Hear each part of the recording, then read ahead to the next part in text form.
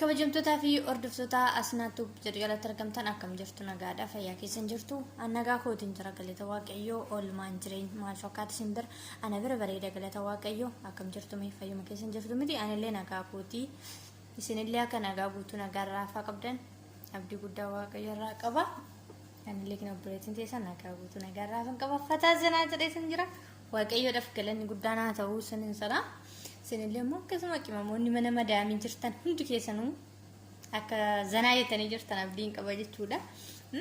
Taataatanii akka jirtan ana mana ijoollee. Egaa har'aani kan isinii qabadhee dhufee yeroo hunda bakka waan gaddaa bakka sabbirzeena malee wanti biraa fidnee dhufaa hin jirru. Yaa haala biyyaatiin nageenya biyyaatiin illee wal qabatee haasawuun dirqama nuti ta'eetidha. Kan irraa haasofnee jechuudha har'ammoo bakka paartii san keessaa baanee gorsa biraatidha gorsi nan isinii fidee dhufe jechuudha mana asnaatu biratti kanaadhaaf iyyuu mana asnaa kana yeruma seentan calqabuma irratti laayikii sabiskiraayibii koomantii barreessaa fi asnaa nama baay'ee goobazii nama baay'ee gara laafitti dogaa waaqayyoon baraaf jireenya ishee haa eebbisu sinillee akkasuma waaqayyo baraaf jireenya keessa haa eebbisu eebbifame sadhaanii dhugaa asnaan yeroo baay'ee nama kamiyyuu namni kamiyyuu rakkatee yeroo bira deeme waan qabdu saniin ittiin jabaattu jechuudha kanaadhaaf waaqayyo ishee haa eebbisu hundumti keenyayyuu asumarraa wal bada yookaan firummaa wanta akkasii qabaanne miti sabummaadhaan waliif quuqamne wal gargaaraa jirra jechuudha asnaan immoo nama bare keessaa nama baay'ee adda taate wayiidha dhugaa isheedhaaf jechaan qabu gooftaan baraaf jireenya ishee haa eebbisu kan yaaddetti ishee haa milkeessu nama siddatii kana fixee immoo gara biyya ishee galtee waan yaaddisan waan hojjettisanis firee isheetti argattu waaqayyoon ishee haasaatisuun jedha akkasumas illee naa eebbisa asnaayi egaa isinitti dheeressu dubbii harriqan isiniif qabadhee dhufee ijoollee mana madaamii jirtanidha fi akkasuma kan nu laalallee jirru ijoollee mana madaamii jirta waan ta'eef jechuudha waan hin argi tokkodha na waan hin dhagee fi waan hin argeedha inni sunillee maalidha yoo jettanii mucayyoon takka ani mana haadhaan hojjedha isheen immoo mana intala jaartii kana mana haadha isaanii mana amaatii yookaan mana haadha soddaatu hojjetti jechuudha intalli tun intala amaaraati akkuma keenya isheen illee YouTube hojjetti jechuudha. YouTube kana isheedhaaf mucee takkatu na barsiisee tureyyuu anillee akkan dandeettii warra miidiyaa kana irratti baheetu haasa'uu danda'u akka YouTube kana baradhu isaantu na gargaare jechuudha. Erga isaan na gargaaranii xiqqoo ishee babbaradhee immoo gara asnaatti na dabarsanii jechuudha. Sana booda asnaan illee immoo na jajjabeessitee sadarkaa amma jiru kanarraa na geessee jirti jechuudha. Kanaaf hunduma isaaniitti waaqayyo isaan haa eebbisu. Guddaan naaf haa eebbifaman jedha. Egaa ishee suni nama baay'ee akkuma asnaa kana nama baay'ee gara laaftudha. Nama baay'ee bakka maal jedhee isinitti madhugaa waaqa nama baay'ee mirxii namaatti turte jechuudha. Namni yeroo waa kadhatis namaaf kenniiti gara laaftee walumaa galattina.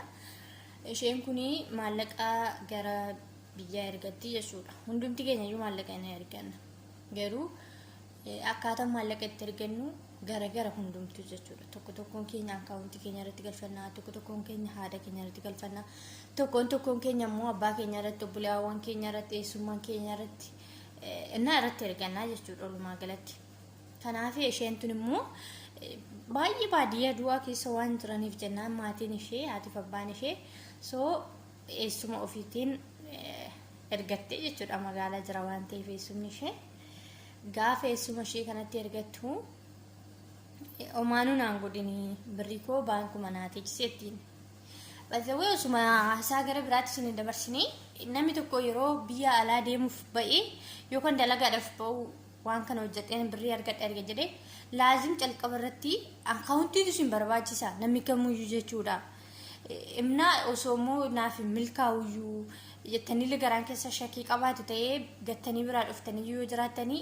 erga waggaa 2 kontiraata keessa fixanii laazim deemtanii galtanii akkaawuntii keessa maqaa keessanii banachuu qabdan namni kamiyyuu jechuudha. Kanaadhaaf iyyuu anis yeroo calqaba biyya ormaa deemu akkaawuntii mataa kootiin qabu ture. Naafis hin galle daa'ima baadiyyaa waan hin ta'eef kanaadhaaf iyyuu erga waggaa 2 fixeen kontiraata koo fixeen Itoophiyaa galee maqaa kootiin akkaawuntii koo lama wayii banadhee deebi'ee jechuudha.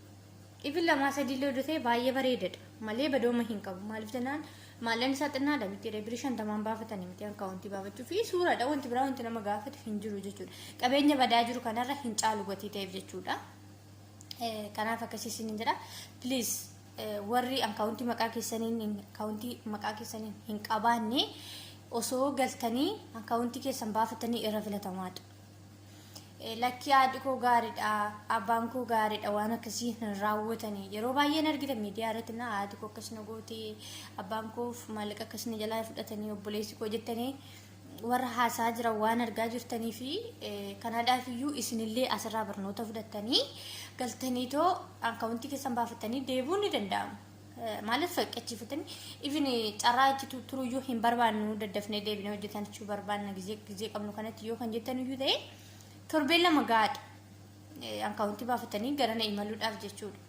Kanaadhaaf iyyuu hin sannafinaa dhugaa waaqa hin sannafinaa numa isin hin jedhe. Namni tokko maal jedha maal jedhee nama deebi'ee galaa nayyaanne warra akkas jedhanillee jiran sun dogongora guddaadha. Kanaadhaaf iyyuu please warri akkaawuntii maqaa keessaniin hin qabne ammallee irra deebi'ee jedha galaatii akkaawuntii keessan baafatan. Egaa dhiifamaa narratti bilbilameetti isin addaan kutee jechuudha.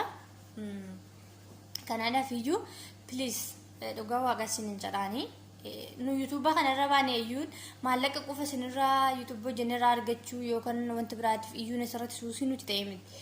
Lammiin keenya erga miidhame boorraa osoo hin miidhamin sagalee ta'uuf irra bareedadha waan ta'eef. Kanaaf iyyuu irraa tamaartan jedhee waan isin fidadhee dhufee qabadhee dhufe isinitti maal jechuudha. Isheen tunillee eessuma ishii baay'ee amantii baay'ee jaalatti. So qabeenya hin qaba jechuudha. Akkuma nama kamiitiyyuu qabeenya hin qaba magaalaa jiraata. Yani qabeenya istaandardii ofii kan mataa isaa danda'e hin qabaa jechuudha durumaa.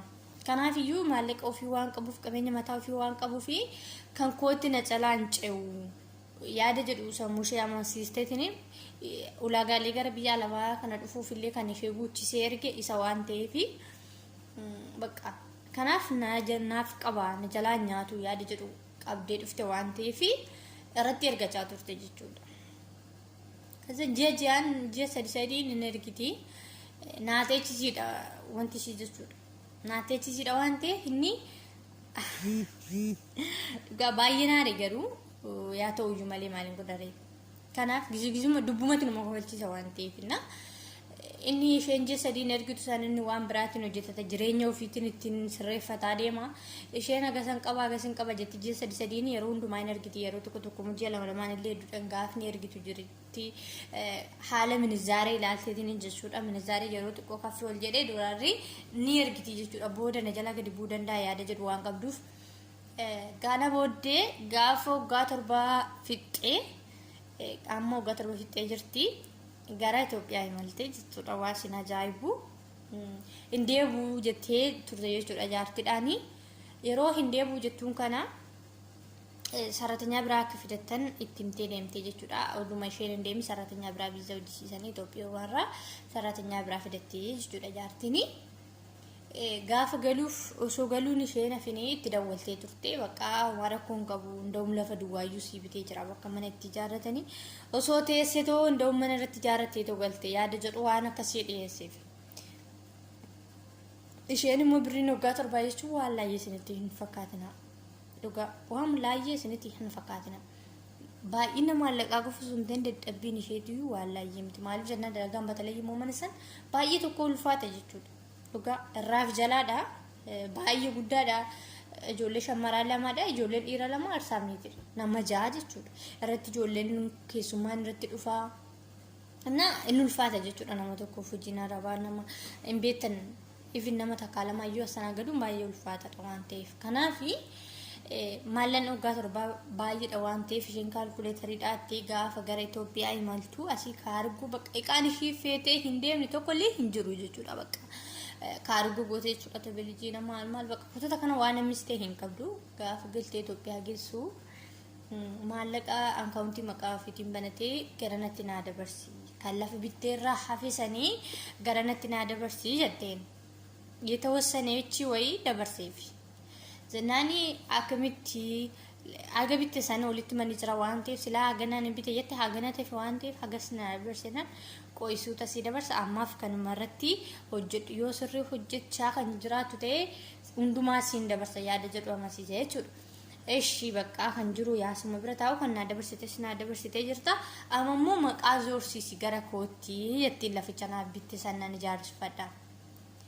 Gaafa akkas jedhu lafa kaaree 200dha. Iddoo mijataa hin taane almost magaalaa iddoo ta'in baadiyyaa jechuudha. Akka baadiyyaatti injiraami katamaa keessatti waxaa jiree jechuudha. Lafa birri xinnaadhaan bitamuu malu sobee kanaanis bite lafa kanaa jedheen. Gaafa kana lafni kunillee immoo waa sindiquu keessa tokko haati manaatii fi abbaan manaa olanii jira warri lafa sanii jechuudha. Namtichatu farrameef malee haati manaa hin farramne jechuudha. Kazaan gaafa isheen immoo haadha manaallee naa farramtu kanatti naa zoorsisan jettu haati manaa hin dhageenya ani keessan qabu jettee. Argitanii jirtu. Gaafa kana intalli kun maal taati mee? Ilaala waggaa torba biyya arabaa teessee omaan qabdu lafa duwwaadha inni sunuyyuu kan seera qabeessa miti. Argitanii irratti maatiin abbaa namticha sanii hin farramne haati manaa hin farramne. Kanaaf wanti gootu hin qabdu jechuudha. Baay'ee isheen amma furmaa jiru warroota waasisaniitiin karaa jirti jechuudha. Yoo itti baasaa jirti jechuudha kirkiriisaniif. Lafuma duwwaa sanuu argachuudhaaf silaa kan dhabdee jirti. Kanumatti gurgurameetiyyuu haati manaa hin farramne san isa karaa jirti jechuudha. Dhugaa dubbachuuf baay'ee tokko garaana nyaatte. Rabbi baay'ee sanaan jechuudha baay'ee garaana nyaatte. So isinillee barumsa akka asirraa barattan abdiif amantaa isinirraa qaba. Yeroo kamuu hundumti keenyaas teenyitiidha kan mana bitannee lafa bitannee irratti nu ijaara maal jennu garuu nama tokko irratti gatuu hin qabdan. Deemee maatiin keessa sun wayi abbaan keessa wayi haati keessa isin ilaaluu qaban nama san irratti jechuudha. Dhugaadha moo haalli ittiin deemaa jiru kun isteebbiin namticha kanaa sirriidha moo sirrii miti kan jedhu jechuudha. Kanaaf please as teessanii bicha ogaa hin qoxxorna dhugaa ijoolleen ogaa 2 ogaa 3 hojjette warra ogaa 7 8 hojjete caalan waan qalbii qabaniif jechuudha. Birruma xiqqishuu san irratti hojjetanii jechuudha. Kanaadhaaf please olaa dhageenyu waliif yaannu akka gorsa koo kan immoo hojiirra oolchitan abdiif amantaa isinirraa qaba. Yoo isinitti tole gorsi subscribe like sharing gochuu hin dagatina. Haga kan biraatti walitti deebinu immoo nagaan naa tura. Bye bye. Assalamu alaikum.